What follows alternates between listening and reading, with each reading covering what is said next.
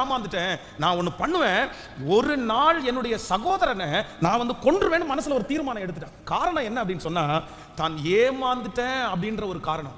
இன்றைக்கு ஆண்டவருடைய பிள்ளைகள் நம்முடைய மனசிலிருந்து எடுத்து போடக்கூடிய ஒரு மிகப்பெரிய காரியம் என்ன அப்படின்னு சொன்னா, நான் ஏமாந்துட்டேன் அப்படின்னு சொல்றதை நீங்க எடுத்து போடணும். எங்கேயாவது ஒரு இடத்துல நீங்கள் ஏமாந்திருக்கலாம், உங்க பணத்தை ஏமாந்திருக்கலாம், உங்க சொத்துக்களை ஏமாந்திருக்கலாம், உங்கள் வாழ்க்கையை ஏமாந்திருக்கலாம்.